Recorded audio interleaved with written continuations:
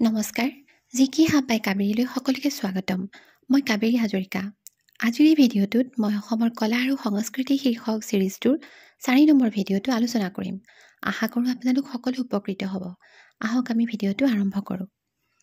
Question number 1 In which of the following districts of Assam celebrates Falcon Festival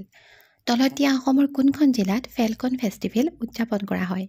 option A Karbi Anglong option B Dima Hasao option C Kokrajhar option D Chirang আৰু শুদ্ধ উত্তৰটো হৈছে option B Dima Hasao Falcon Festival is observed at the onset of winter season in the Dima Hasao district of Assam when the longest flying migratory bird Amur falcon, a small raptor of the falcon family, is to be found in abundance in the district of Dima Hasao. Falcon Festival to এই শীতকালৰ আৰম্ভণিতে অসমৰ ডিমা হাছাও জিলাত উদযাপন কৰা হয় যেতিয়া এই বহুদূৰ উৰি অহা যিটো ফেলকন নামৰ যিটো পৰিভ্ৰমী চৰাই সেই চৰাইটোক এটা চিকাৰী প্ৰজাতিৰ চৰাই ইয়াক অসমৰ ডিমা হাছাও জিলাত প্ৰচুৰ পৰিমাণে দেখিবলৈ পোৱা যায় আৰু সেই সময়তে ডিমা হাছাওত ফেলকন ফেষ্টিভেল উদযাপন কৰা হয় next question Vishu Dima is an important festival of Vishu Dima তলত দিয়া কোনটো জনগোষ্ঠীৰ এটা অতি গুৰুত্বপূৰ্ণ উৎসৱ অপশ্যনবোৰ হৈছে option A Mising B Dimasa C Rabha আৰু অপশ্যন ডি বড়ো আৰু শুদ্ধ উত্তৰটো হৈছে option B Dimasa it is the main harvesting festival of the Dimasa people এইটো হৈছে ডিমাছা জনজাতিৰ যিসকল লোক তেওঁলোকৰ শস্য চপোৱাৰ লগত জড়িত যিটো এটা প্ৰধান উৎসৱ they celebrate Busu Dima or Bisu Dima generally on 27 January every year. It is an annual cultural festival celebrated after the completion of the grain harvest in different villages. এই বিচু ডিমা বা ইয়াক বসু ডিমা বুলিও কোৱা হয় এই উৎসৱটো প্ৰত্যেক বছৰে জানুৱাৰী মাহৰ 27 তাৰিখে উদযাপন কৰে এইটো এটা বাৰ্ষিক উৎসৱ তেওঁলোকে উদযাপন কৰা এটা বাৰ্ষিক উৎসৱ আৰু তেওঁলোকে এইটো শস্য চপোৱাৰ পিছত উদযাপন কৰে নেক্সট কুৱেশ্যন ফুলকৰ মণিকৰ গীত are associated with which of the following tribal groups ফুলকৰ মণিকৰ নামৰ যিবোৰ গীত সেই গীতবোৰ তলৰ কোনটো জনজাতীয় লোকৰ মাজত জড়িত হৈ আছে option A Rabha option B Dimasa option C Sonowal Kachari আৰু অপশ্যন ডি হৈছে মিচিং আৰু শুদ্ধ উত্তৰটো হৈছে option C Sonowal Kachari Sonowal Kachari is a tribe inhabiting in Assam with rich folk culture Sonowal Kachari হৈছে অসমত বাস কৰা এটা জনগোষ্ঠী যিসকলৰ folk culture লোক সংস্কৃতিৰ ক্ষেত্ৰত তেওঁলোক অতি চহকী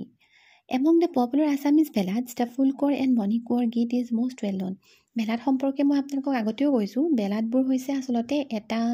জাতিৰ যিবোৰ মুখে মুখে প্ৰচলিত যিবোৰ কৃষ্টি সংস্কৃতি গীত মাত সেইবোৰক বেলাড বুলি কোৱা হয় এক প্ৰকাৰ এইবোৰ লোকগীত আৰু অসমত যিবিলাক মানে বেলাড আছে গুৰুত্বপূৰ্ণ বা পপুলাৰ যিবোৰ বেলাড আছে জনপ্ৰিয় বেলাড আছে তাৰ ভিতৰত ফুলকৰ আৰু মণিকৰ গীতবোৰ হৈছে আটাইতকৈ বেছি জনপ্ৰিয় this ballad is divided into two parts এই বেলাডবোৰ দুটা ভাগত ভাগ কৰা হৈছে the first is the story of the Manikonwar and the other is the story of his son Phulkonwar ballad এই ফুলকৰ মণিকৰ বেলাডবোৰক দুটা ভাগত ভাগ কৰা হৈছে প্ৰথম ভাগটো হৈছে মণিকোঁৱৰৰ কাহিনী আৰু ফুলকোঁৱৰ হৈছে মণিকোঁৱৰৰ পুত্ৰ তেওঁৰ কাহিনী in 1903 Bhadrasen Bora from Dibrugarh publish this ballad for the first time আৰু 1903 চনত ভদ্ৰসেন বৰাই ডিব্ৰুগড়ৰ পৰা এই বেলাডবোৰ প্ৰথমবাৰৰ বাবে প্ৰকাশ কৰিছিল নেক্সট কুৱেশ্যন বহুৱা নৃত্য অৰ বহুৱা dance is associated with which tribal group বহুৱা নৃত্য বা বহুৱা ডান্স তলৰ কোনটো জনজাতীয় লোকৰ মাজত দেখিবলৈ পোৱা যায় অপশ্যনবোৰ হৈছে option A Sonowal Kachari B Bodo option C Rabha option D Dimasa আৰু শুদ্ধ উত্তৰটো হৈছে option A Sonowal Kachari it is a folk dance form of the Sonowal Kacharis it is perform in the month of Bohag এই বহুৱা নৃত্য বা বহুৱা ডান্সবোৰ আচলতে সোণোৱাল কছাৰী লোকসকলৰ মাজত দেখিবলৈ পোৱা যায় আৰু তেওঁলোকে এইটো পাৰফৰ্ম কৰে বহাগ মাহত the Bahuwas were dresses made of banana leaves আৰু যিসকলে নৃত্য কৰে তেওঁলোকে কলপাতেৰে নিৰ্মিত কিছুমান সাজ পোছাক পৰিধান কৰে They also wear masks made of outer shell of the pumpkin or gourd, duly painted and decorated by the local artists. আৰু তেওঁলোকে সেই বহুৱাসকলে কিছুমান মুখা পিন্ধে আৰু সেই মুখাবিলাক ৰঙলাও বা এনেকুৱা গাৰ্ডৰ যিটো খোলা সেই খোলাটো দি বনোৱা যায় আৰু তাত লোকেল যিবিলাক আৰ্টিষ্ট থাকে তেওঁলোকে সেইবোৰ ৰং বিৰং কৰি পেলাই সেই মুখাবিলাক তৈয়াৰ কৰি দিয়ে the mask represent raja rani or the king and the queen আৰু সেই মুখাবিলাক পিন্ধি তেওঁলোকে একোজন ৰজা ৰাণীত পৰিণত হয় আৰু তেওঁলোকে সেইমতেই সেই বহুৱা নৃত্যবোৰ কৰে this dance is reflects the rich cultural heritage of Assam আৰু এই ডান্সবিলাকে আচলতে অসমৰ যিটো কৃষ্টি সংস্কৃতিৰ ক্ষেত্ৰত যে অসমখন চহকী তাকে প্ৰতিফলিত কৰে নেক্সট কুৱেশ্যন হুদুমদেউ পূজা or Hudum Puja is celebrated in which of the following districts? হুদুমদেউ পূজা বা হুদুম পূজা বুলিও কোৱা হয় এই পূজাবিধক তলৰ কোনখন জিলাত দেখিবলৈ পোৱা যায় option A Goalpara option B Dhubri option C Dhemaji option D Karimganj আৰু শুদ্ধ উত্তৰটো হৈছে অপশ্যন বি ধুবুৰী হুদুমদেউ পূজা or Hudum Puja is celebrated by the Koch Rajbangshi people of western Dhubri area of Assam অসমৰ ধুবুৰী জিলাৰ বিশেষকৈ যিটো পশ্চিম অংশৰ যিসকল কোচ ৰাজবংশী লোক আছে তেওঁলোকৰ মাজত এই হুদুমদেউ পূজা বা হুদুম পূজাবিধ দেখিবলৈ পোৱা যায় The Koch Rajbangshi people believe that people can get rid of drought with the celebration of Hudumdew festival আৰু কোচ ৰাজবংশী লোকসকলে বিশ্বাস কৰে যে ড্ৰট অৰ্থাৎ খৰাঙৰ পৰা বাচিবৰ কাৰণে তেওঁলোকে এই পূজাবিধ উদযাপন কৰে তেওঁলোকে ভাবে তেওঁলোকৰ মাজত এটা প্ৰচলিত জনবিশ্বাস আছে যে হুদুমদেউ পূজা পাতিলে বৰষুণ হয় অনাবৃষ্টিৰ ফলত পথাৰত যেতিয়া চিৰাল ভাত মেলে তেতিয়া তেওঁলোকে হুদুমদেউ পূজা পাতে নেক্সট কুৱেশ্যন ভোৰতাল নৃত্য is originated from which place Bhortal নৃত্য তলৰ কোনখন ঠাইত উৎপত্তি হৈছিল অপশ্যনবোৰ হৈছে A Barduwa B Majuli C Darrang D Barpeta আৰু শুদ্ধ উত্তৰটো হৈছে D Barpeta Bhortal dance is also' known as Bortal or Borot in চাম পাৰ্টছ অফ আছাম ভোৰতাল নৃত্যক অসমৰ কোনো ঠাইত বৰতাল বুলিও কোৱা হয় আৰু কোনো ঠাইত বৰত বুলিও জনা যায় The dance is accompanied by the sound of traditional instruments like the dhol, pepa and tal. আৰু এই নৃত্য যেতিয়া কৰা হয় ভোৰতাল নৃত্য সেই সময়ত কিছুমান যিবিলাক ট্ৰেডিশ্যনেল ইনষ্ট্ৰুমেণ্ট বাদ্যযন্ত্ৰ যেনে ঢোল পেপা তাল আদি বজোৱা হয় the dancers wear traditional attire like dhoti gamosa and turban while dancing আৰু নৃত্য কৰাৰ সময়ত যিসকল ডান্সাৰ আছে তেওঁলোকে কি কৰে নৃত্যশিল্পীসকলে যি ট্ৰেডিশ্যনেল সাজ পোছাক পৰিধান কৰে তেওঁলোকে ধুতি পিন্ধে গামোচা লয় আৰু লগতে মূৰত পাগুৰিও মাৰে next question Sarodi Saikia is an exponent of which Indian classical dance form Sarodi Saikia তলতীয়া কোনটো ভাৰতীয় ক্লাছিকেল ডান্স ফৰ্মৰ লগত জড়িত option E Kuchipudi option B Sattriya option C Bharat Natyam option D Kathak আৰু শুদ্ধ উত্তৰটো হৈছে option B Sattriya In 2015, Sarodi Soikia was awarded the Songit Natok Academy Award for this dance form. 2015 চনত Sarodi Soikiak এই সত্ৰীয়া নৃত্যৰ লগত জড়িত হৈ থকাৰ বাবে সংগীত নাটক একাডেমী এৱাৰ্ড প্ৰদান কৰা হৈছিল। She received Vishnu Rabha Bhatta from the Department of Cultural Affairs of the Government of Assam in 2022 আৰু 2022 চনত